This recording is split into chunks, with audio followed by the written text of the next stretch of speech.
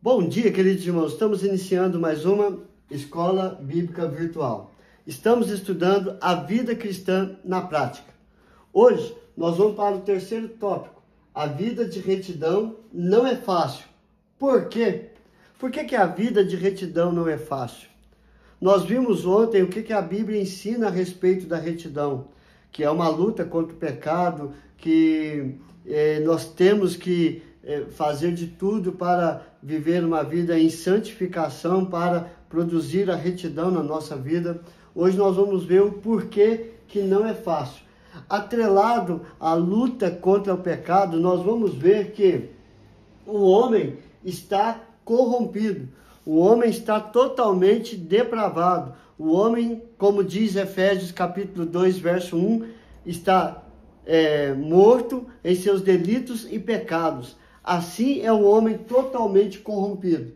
Mas vamos ver em Gênesis capítulo 6, verso 11 e 12. A terra estava corrompida à vista de Deus e cheia de violência. Viu Deus a terra e eis que estava corrompida, porque todo ser vivente havia corrompido o seu caminho na terra.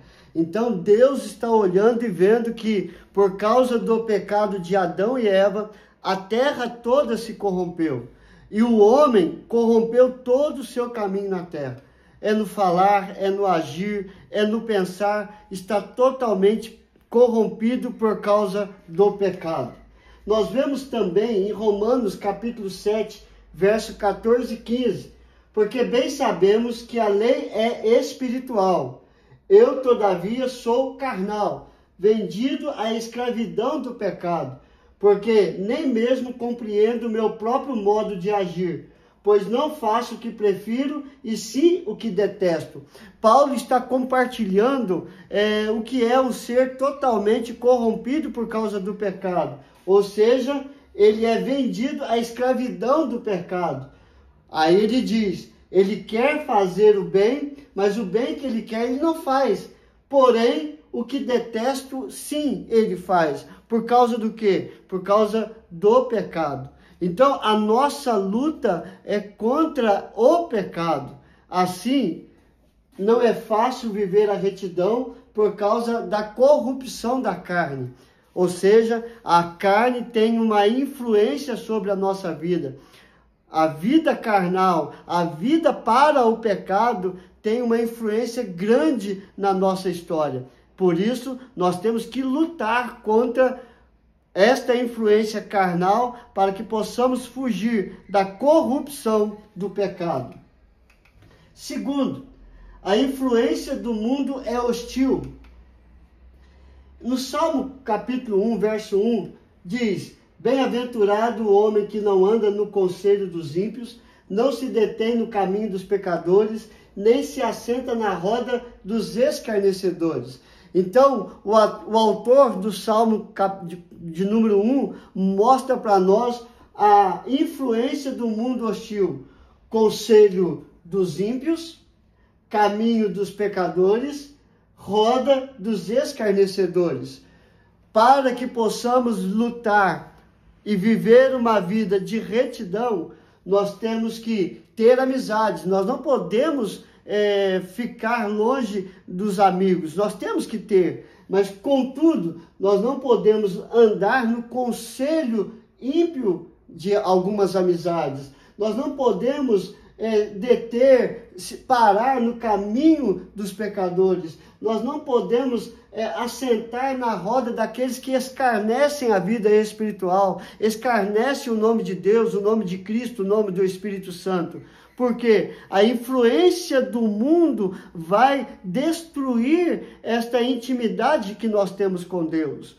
E assim nos levar gradativamente para o pecado e sofrermos a influência dos prazeres da carne. Então, a influência do mundo é hostil. Salmo 1:1.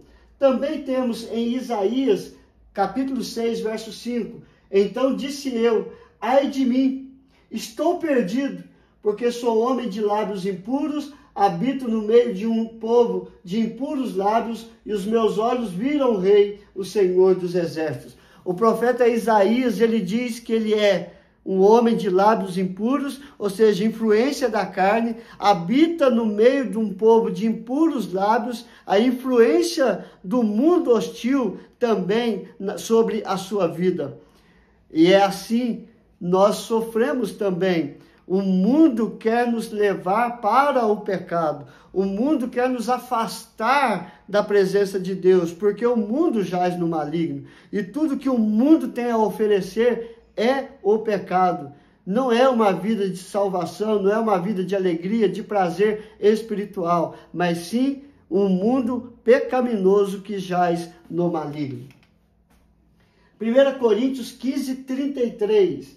Não vos enganeis, as más conversações corrompem os bons costumes, porque a influência das más conversações vem do mundo.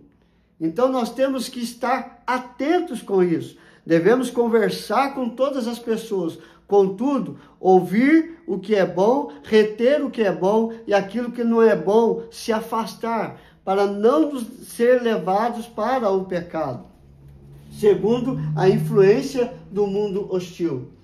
E Colossenses capítulo 2, verso 8, tenham cuidado para que ninguém os escravize a filosofias vãs e enganosas que se fundamentam nas tradições humanas e nos princípios elementares deste mundo, e não em Cristo. Então, a influência do mundo hostil nos escraviza com filosofias vãs e enganosas que se fundamentam em tradições humanas e princípios elementares do mundo, e não nos princípios divinos, nos princípios cristãos, nos princípios de Cristo.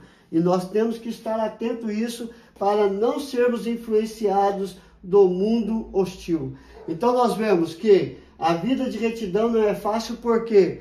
Porque nós sofremos a influência da carne, ou seja, o homem está totalmente corrompido. Nós sofremos a influência do mundo que é hostil, porque o mundo jaz no maligno, mas também a influência do maligno é real, é uma realidade.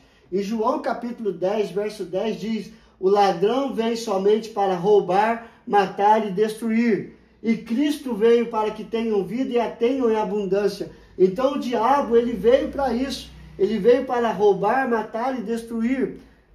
Ele veio para destruir tudo que Deus criou, tudo que Deus fez que era bom e muito bom. O diabo quer matar, roubar e destruir. É por isso que ele quer destruir você, é por isso que ele quer destruir a sua família, destruir a sua casa, os relacionamentos, porque a influência do maligno é real. Em Efésios 2, 3, entre os quais também todos nós andamos outrora, segundo as inclinações da nossa carne, fazendo a vontade da carne e dos pensamentos, e éramos por natureza filhos da ira, como também os demais. Então, se nós somos filhos da ira, é porque somos filhos do inimigo, filhos do diabo, porque ele é o pai da mentira. E se nós fazemos tudo aquilo que é pecado, nós também sofremos a influência do maligno sobre a nossa vida. E como diz Paulo nos versos anteriores, aquilo que eu quero fazer de bom eu não faço, mas o que eu não quero fazer de mal, eu sou influenciado a fazer, tanto pela carne, tanto pelo mundo, quanto pelo maligno. A influência dele é real sobre a vida do homem. Então, qual deve ser a nossa escolha? Qual deve ser a nossa posição com relação a Deus, com relação à nossa carne, com relação ao mundo e com relação ao maligno? Qual que deve ser a nossa posição? A palavra de Deus vai nos orientar a nos posicionar. Antes, ele dá maior graça pelo que diz: Deus resiste aos soberbos, mas dá graça aos humildes. Sujeitai-vos, portanto, a Deus, mas resisti ao diabo, e ele fugirá de vós. Chegai-vos a Deus, e ele se chegará a vós outros. Purificai as mãos, pecadores, e vós que sois de ânimo dobre, limpai o coração. Afligi-vos, lamentai e chorai. Converta-se o vosso riso em pranto e a vossa alegria em tristeza.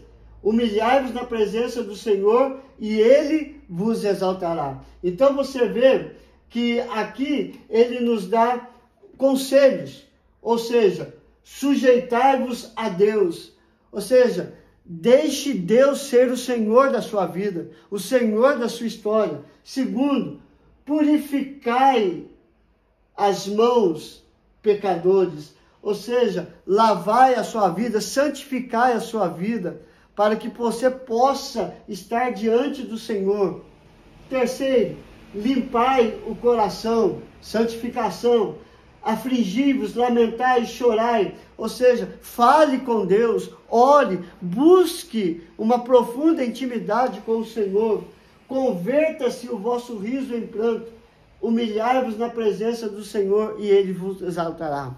A consequência disso, queridos, de sujeitar a Deus, de buscar a santificação, de buscar a presença do Senhor, de se converter dos maus caminhos, de se humilhar perante o Senhor, reconhecendo Ele como autoridade, o diabo fugirá de vós. Aí ele não terá domínio sobre a nossa carne, ele não terá domínio sobre a nossa vida, e o mundo não terá domínio sobre nós, porque nós vamos viver uma vida de retidão. E a vida de retidão é se render aos pés do Senhor, é reconhecer Ele como a autoridade suprema na nossa vida e no nosso lar, para que possamos viver para a glória dEle. Que possamos caminhar desta forma, nos sujeitando a Deus, nos purificando a cada dia, orando e falando com Deus, com lamentos e com choros, e nos humilhando, reconhecendo a autoridade dele sobre a nossa vida. Que Deus te abençoe, queridos. Nós vamos orar neste momento. Senhor, graças te damos, ó Pai, pelo teu grande amor para conosco. Perdoe as nossas falhas, os nossos erros, ó Pai. Queremos viver uma vida reta. Sabemos que é difícil, Senhor, porque nós lutamos contra 3 inimigos. A influência da nossa carne, a influência do mundo que é hostil e a influência do maligno que é real. Mas sabemos, ó Pai, que maior é o que está em nós. Nós nos agarramos no Teu Espírito Santo que está conosco, para, Senhor Deus, ter a certeza que por meio de Cristo Jesus, nós somos e seremos sempre mais que vencedores, pela fé em Cristo Jesus. Abençoe cada família, ó Pai. O Senhor sabe das lutas, dos problemas, das enfermidades que eles têm enfrentado, ó Pai. Mas sabemos que o Senhor é maior do que tudo isso e pode restaurar, e pode curar, e pode libertar, ó Pai. Seja feita a Tua vontade em cada família. Perdoe os nossos pecados, aumenta a nossa fé dia após dia no Senhor. Porque queremos viver uma vida de retidão, uma vida de santificação para o Senhor, nos afastando do mal, dos prazeres da carne e das influências do maligno. Em tudo nós louvamos e adoramos em nome de Jesus. Amém e amém. Que Deus te abençoe, queridos, e até amanhã, se Deus quiser.